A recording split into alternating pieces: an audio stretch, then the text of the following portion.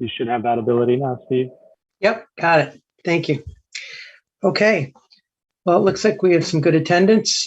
So let's, I'll call the village annual meeting for 2022 to order. And thank you for joining on this beautiful evening. And I'm Steve Eustace, your moderator for this meeting. And I'm going to start off by introducing Village President Andrew Brown. Thank you, Steve. Really appreciate you moderating this meeting tonight.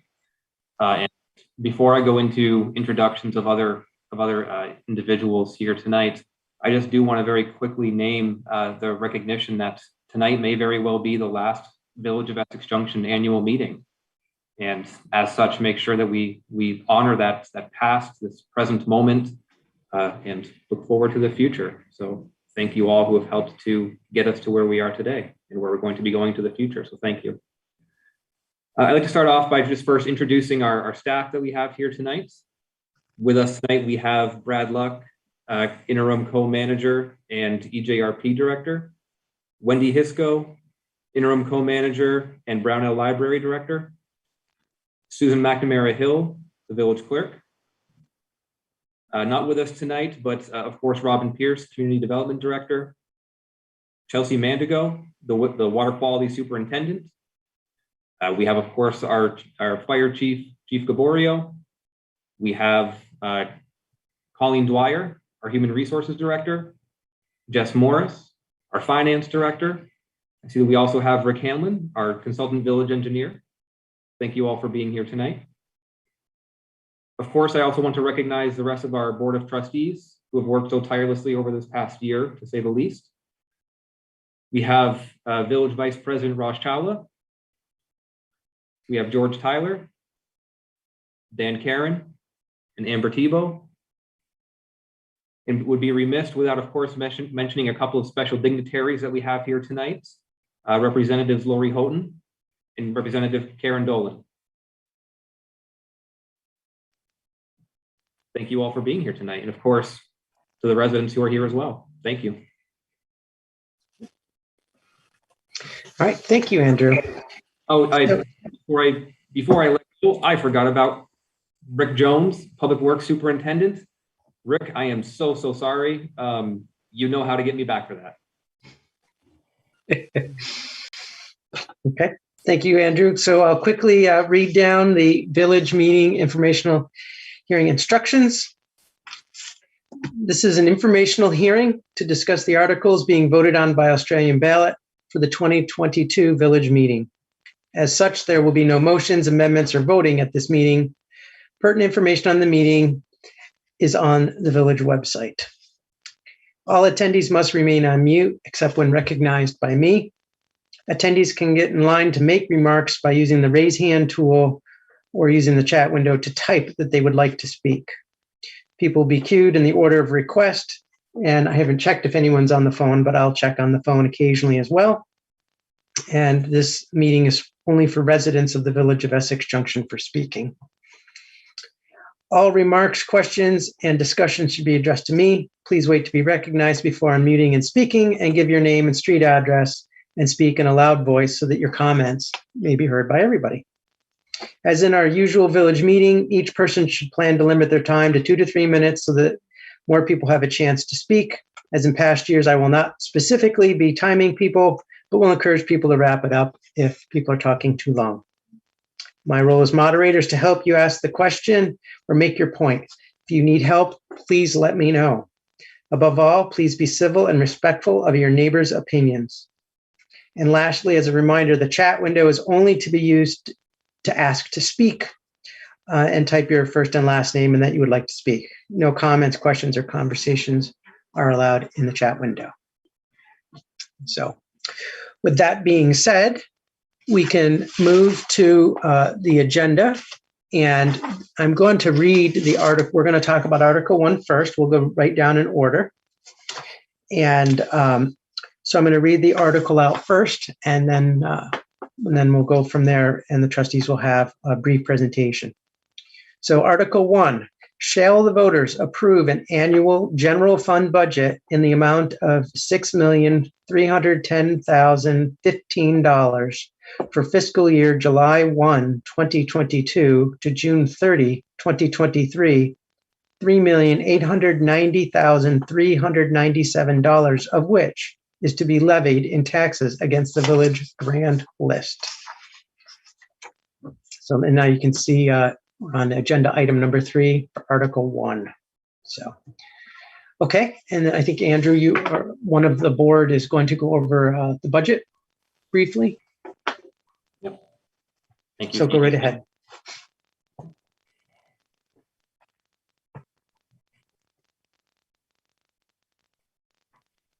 So thank you again. And just to briefly go through the budget that we have presented for you all to be voting upon.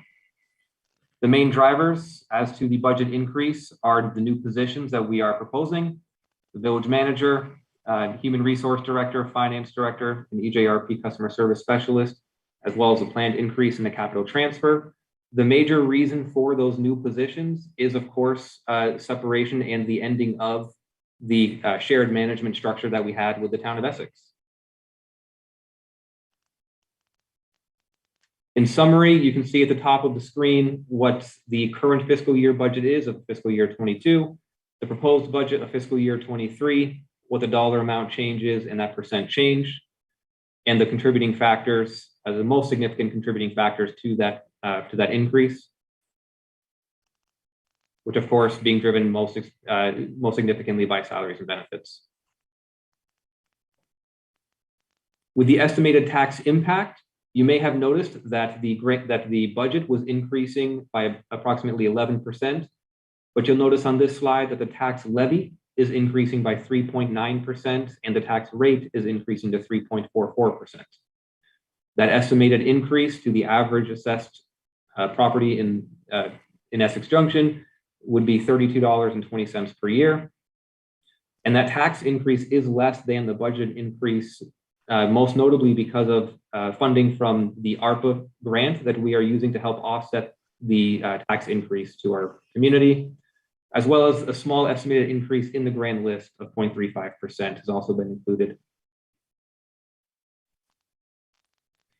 When you get your property tax bill, when you receive your property tax bill from our current fiscal year, so fiscal year 22, this is where your property tax dollars went. We do like to share this to make sure that while we are talking about the Village of Essex Junction budget, we are talking of 13% of that budget. So when we think about that overall property tax bill, just keeping in mind where the money goes. As far as spending goes, you can see on the screen where the capital funds and capital spending is going to be going to, such as the Brickyard Culvert and finishing the Densmore work, as well as continuing work on the Crescent Connector, the planned EJRP capital spending, as well as the water capital, wastewater treatment facility, and sanitation capital expenditures as well, all of which total a little over 1.5 million.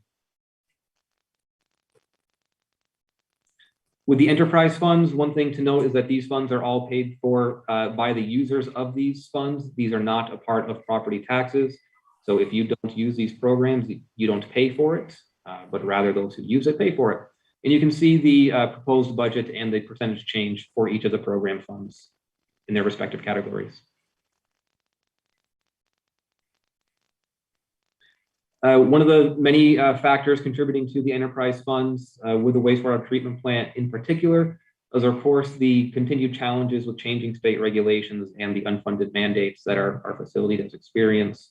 And we have had to increase staff to keep up with everything going on.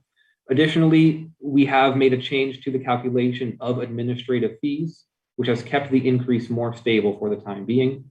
Once new village staff do get settled in, we'll do another analysis of the appropriate level of funding to transfer to the general fund in the future.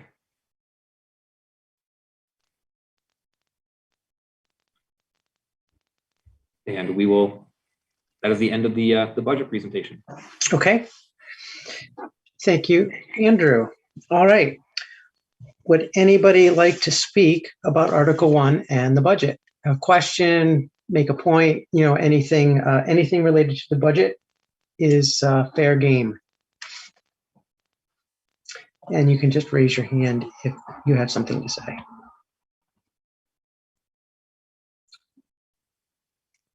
Okay, looks like Kathy Flick.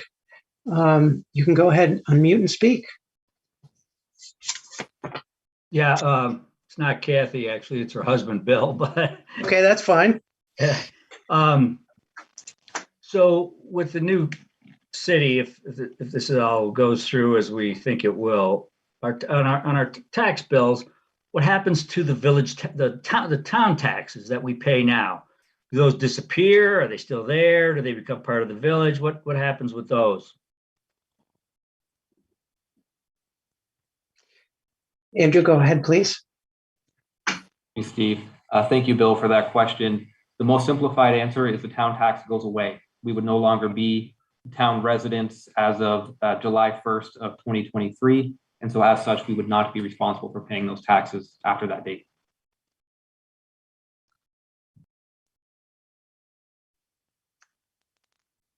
Is that fine, Bill?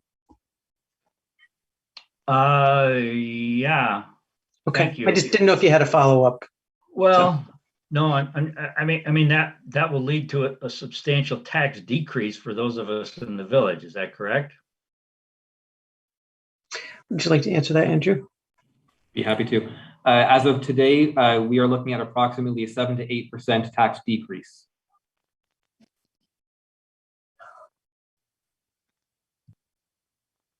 Okay, I think that's all I had. Thank you. Okay, thank you, Bill.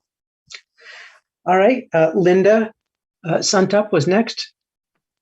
Yes, moderator, I would like to ask a question about the presentation. I'd like to see the second slide again, which showed the drivers.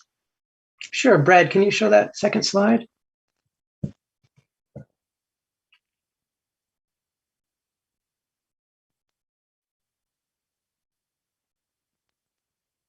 I think it was Brad that was showing that. I think it was page 2 that said drivers of the, oh, here, yeah, is that it? That's the one. Thank you. I needed a little time to absorb that. Yeah, no problem at all. And you're welcome to ask a question on any of those specific items in this list if you'd like.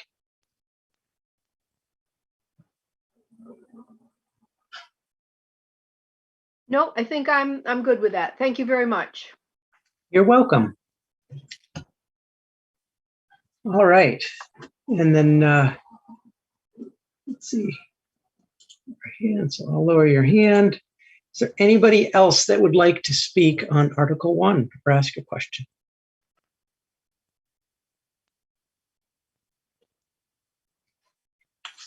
Okay. Sounds good. We'll move on then to Article 2. Article 2 is, shall the voters of the Village of Essex Junction to maintain and administer an unrestricted fund balance of up to 15% of the current year general fund operating budget and require any amount over 15% to be used to stabilize subsequent tax rates. Right?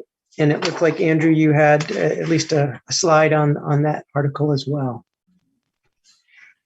Yes, thank you, Steve. We do have a slide for each article.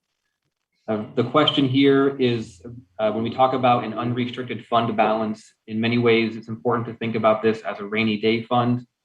What this means is it's like a savings account that we can tap into these funds should we need to for an unforeseen circumstance. A great example would be in the instance of things like the Halloween storm a few years ago when the Densmore Street culvert washed away and the road crumbled and made it impassable. The ability to have a savings account to help pay for emergency services like that is very important. And what we're asking for is the ability to raise the current ceiling from 10% to 15%. So currently we are only able to have a rainy day fund of 10%. And so we are asking it to go up to 15%. And part of the rationale is in alignment with the Government Finance Officers Association and to align with overall best financial practice. I guess the other important thing to note here, just that last bullet, of anything over that 15% would need to be used for reducing or stabilizing tax rates in future budgets. So not be allowed to save money beyond that. Okay. Thank you. And I guess we can leave the slide up if there's just one. Would anybody like to ask any questions or make any points about Article 2? Raise your hand.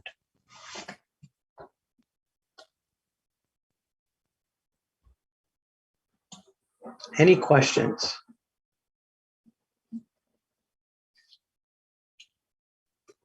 Okay. Must be very straightforward. Good slide.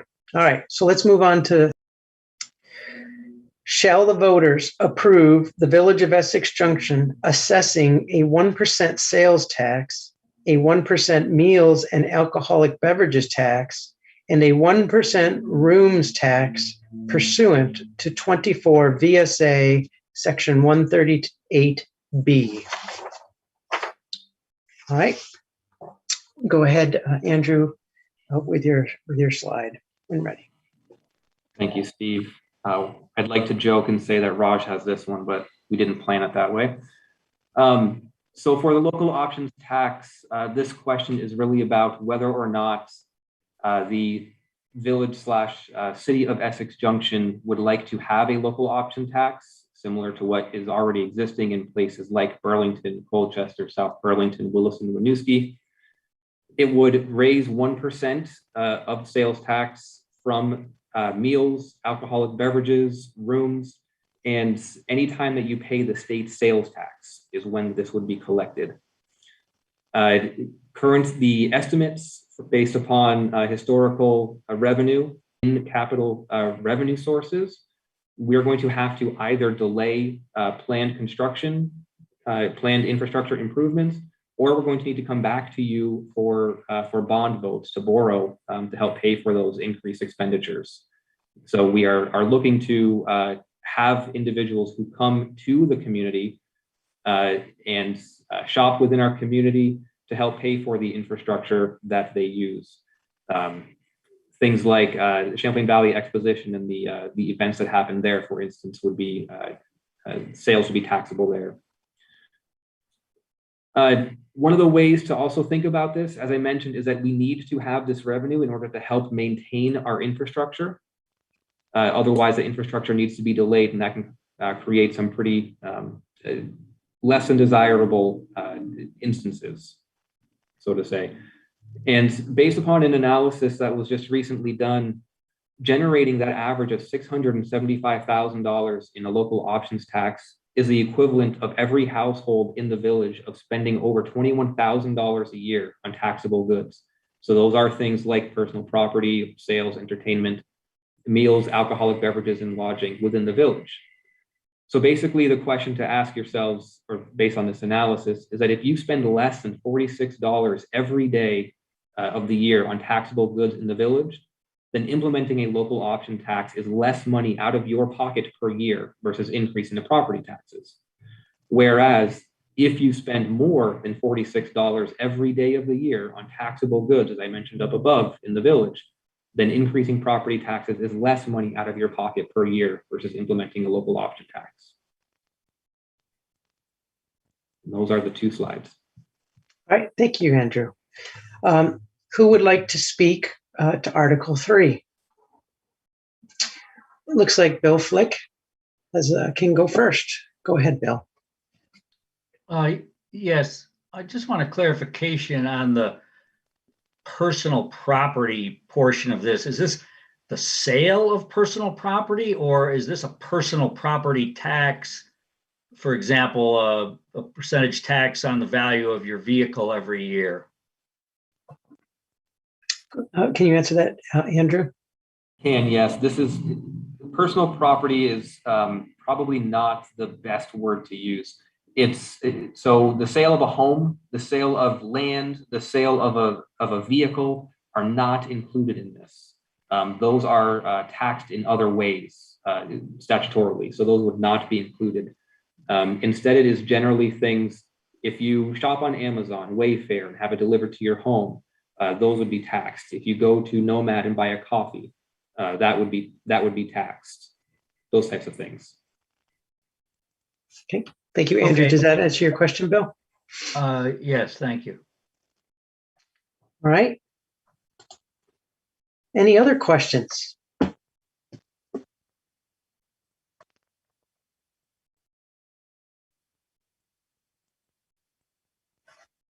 Okay. Well, let's move on to Article 4 then. Shall the Village of Essex Junction authorize cannabis retailers and retail portions of integrated licensee establishments in the village pursuant to 7 VSA Section 863? All right, Andrew, go ahead with your presentation. Thank you again, Steve. So basically the question is whether or not the village/city of Essex Junction would be allowing cannabis retailers and retail portions of integrated licensees to operate within our borders. These establishments would be subject to state regulations and inspections, which it should be noted that many of these regulations are currently being worked out. And so we don't have much answers at this point in time. The establishments would be subject to local rules that apply to all businesses, including zoning, ordinances, and the regulation of signs and public nuisances. We cannot create special rules for cannabis establishments. Currently, the state law does not allow retail cannabis on a property that abuts or is within 500 feet of a school. With a local options tax, we would be able to receive tax revenue on the sales of cannabis. Without a local options tax, there would be no sales revenue coming back to the city or village of Essex Junction. Integrated licensee is somebody who is established that offers retail sales in addition to other cannabis activities, such as a cultivator, manufacturer, and you can see details there. And that if you have other questions after tonight, please do make sure to go to the Cannabis in the Community section of the village's website. All right, thank you, Andrew. And it looks like the first hand is Trustee Raj Shalla. Go right ahead. Thanks, Steve. Andrew, if you don't mind, I'll just add a couple things to this, a couple clarifications to this slide. The bullet that says state law does not allow retail cannabis on a property that abuts or is within 500 feet of a school is not quite accurate, as none of the rules have been finalized as of yet. So that is a proposed rule, as are the rest of the rules. As far as I'm checked late last week, none have been finalized. So we are asking the community to vote on this program without knowing how it is going to operate. So if that causes any concern, we will have another opportunity to do this in the August primary or in the November election. Retail sales for cannabis cannot start until October. So the reason this is on the ballot now is because we are a village within a town, and the town has selected to vote on this in March and has passed it. So one of the feelings from the trustees was that if we did not put this on the ballot, then the town's decision would control for the village, and we wanted village residents to have an opportunity to weigh in.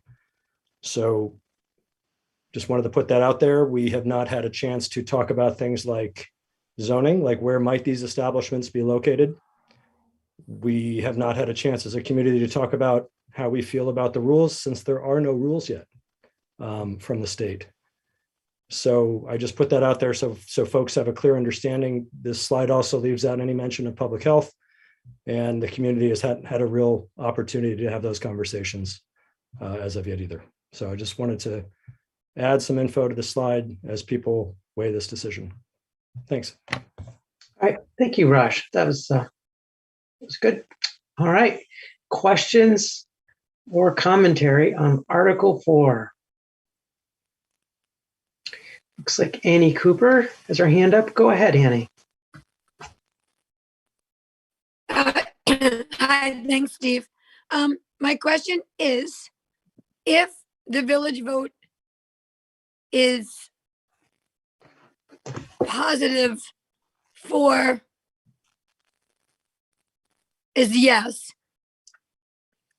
does the fact that if the village vote and the town vote are equal, does the fact that we, as the village, have voted on this give us more control than we would have if we didn't vote on it and it was still the same answer? Does this make sense? And then, like, do we have more control over what we do with our response if it's equal to the one that the town does? If this makes sense, someone answer it. If it doesn't, I'll try harder to clarify. Thank you.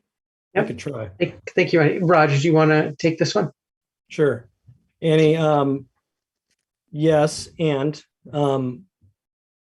if the village votes no, then there won't be any retail establishments as described here in the village. If the village votes yes, the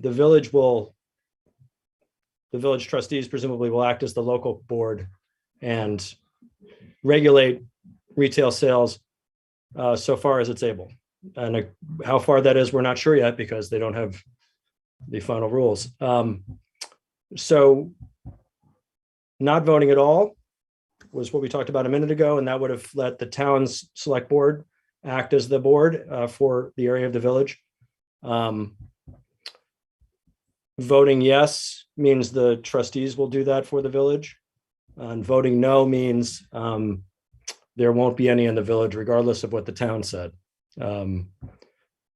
This can always come up at subsequent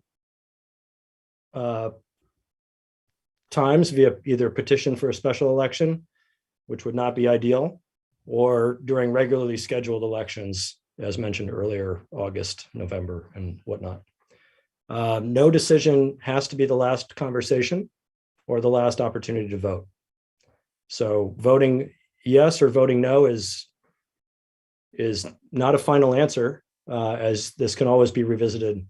The only thing I'll add to that is if we vote yes and an establishment opens for business and the community in a year or two decides that they change their mind, I believe that establishment would be able to continue and be grandfathered in.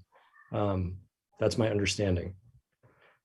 So I hope that helps answer your question, Annie. Go ahead, Annie. Oh, thank you, Steve. Sorry. It does, Raj, and I agree. I also understand. I also understand the grandfather in as well. But what I'm glad to hear is that, number one, if we vote, if the consensus, if the final vote is a no, we can revisit it, and that just gives us more time, as I understand. And then if the vote is yes, even if that's equal to the town, we have the ability to manage ourselves. And so I think this was great. Thank you very much for all this information, and thank you, Steve and Raj. All right, you're welcome. All right, any other questions or comments?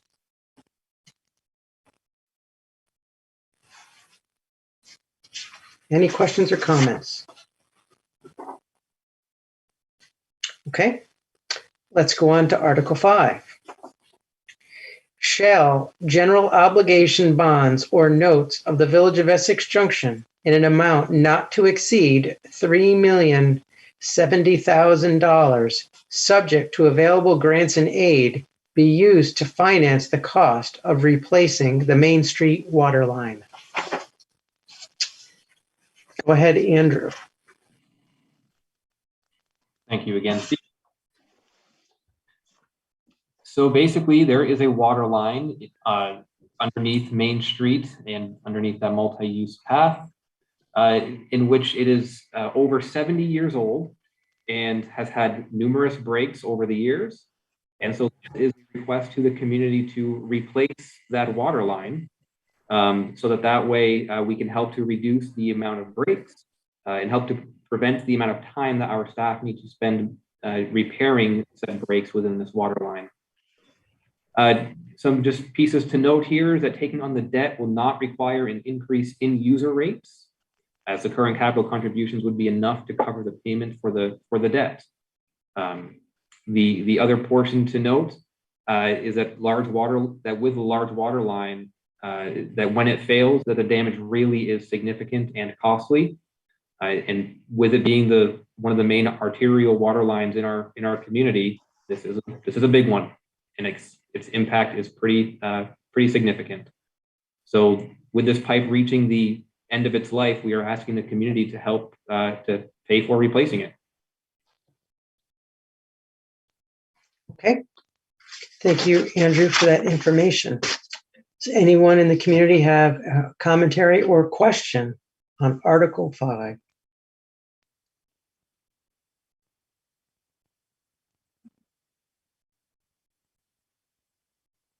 Any commentary or questions? Okay. Well, let's move on to Article 6. Shall the voters approve holding the 2023 annual meeting on Wednesday, April 5th, 2023, to act upon any articles not involving voting by Australian ballot, and to reconvene on Tuesday, April 11th, 2023, to vote for the village officers and transact any business involving voting by Australian ballot? Okay. Andrew, did you have anything to say on this article? Okay. Does anyone have any questions or comments? This is a standard article that we have every single year.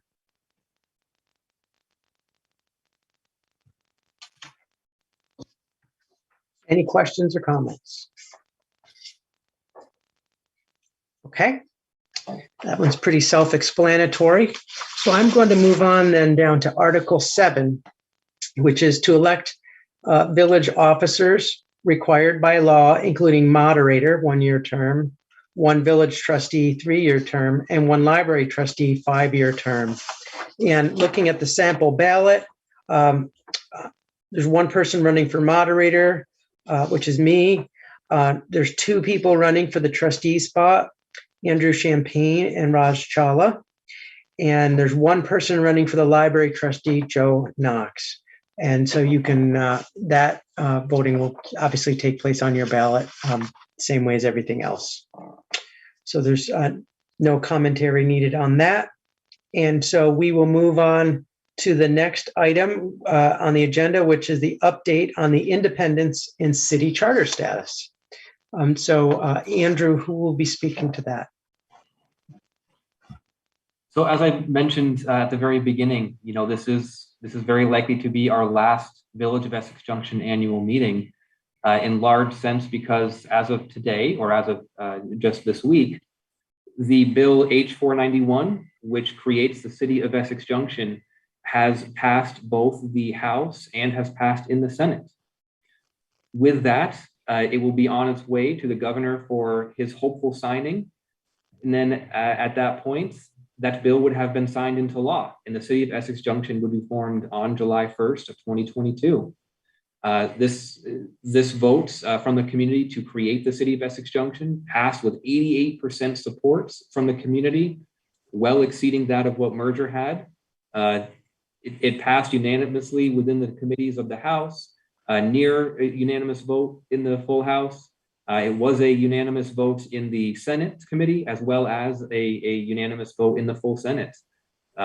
We have heard from the governor, and it was quoted in VT Digger about how if there is no technical issue with the bill, then there is no reason why he would not sign the bill into law.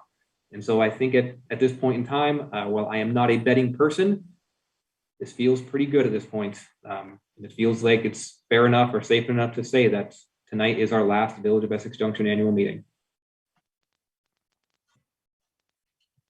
Right. Thank you, Andrew. That's a good update. It was exciting to see the Senate Journal from yesterday. Is there any other comments or questions anybody has on the update here that they might want to ask? And then I think we should also give the opportunity with either Rep. Lori or Karen, if you wanted to say anything, having obviously done a lot of work on this in the legislature, which I'm sure everyone appreciates greatly. Hi, everyone. We're happy to be here. We're really sad we're not in person. Hopefully someday soon we can do that again.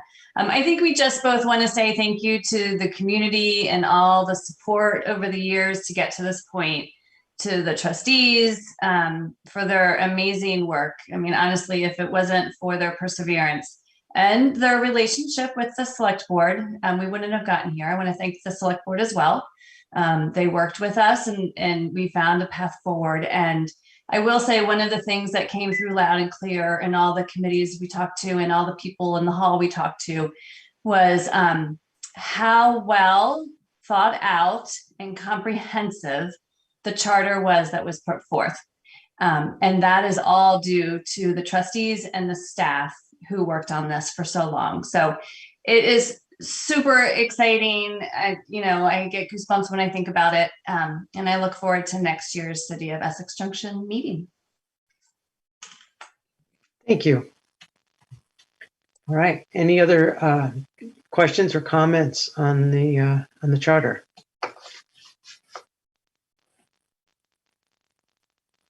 Okay.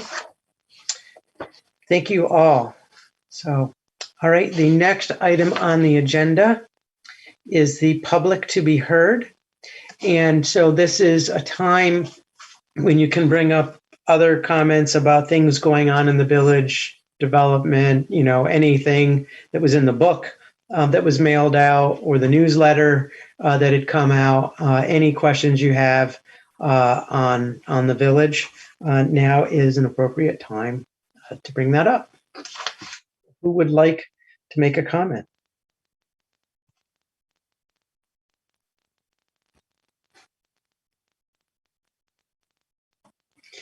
Any questions or comments? It's got to be something on people's minds.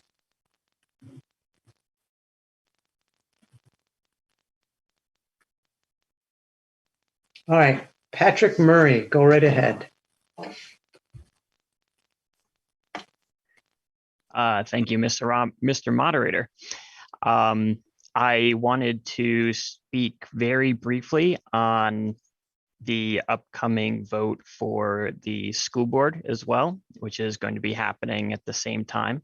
And this is not the place to endorse any candidate, so I won't do that, but I'd want to encourage our entire public to absolutely look at the candidates in question, research them thoroughly. I think that this is a very important election coming up, and it deserves everyone's full attention. I'll leave it at that. Thank you. All right, thank you. All right, anybody else?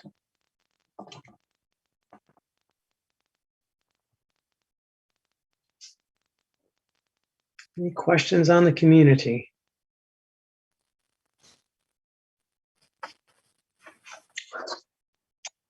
All right, there's still some daylight out there. Perhaps it is, if there's no comments or questions that anybody would like to bring up, then I can entertain adjournment from the meeting. So moved. Okay. All right. You don't vote on it, but let's go from that. And just thank you, everybody, for a nice, orderly civil meeting tonight. And as Andrew said, a high probability of the last village meeting and looking forward to the first city meeting. So, all right. Thank you all. Have a great evening.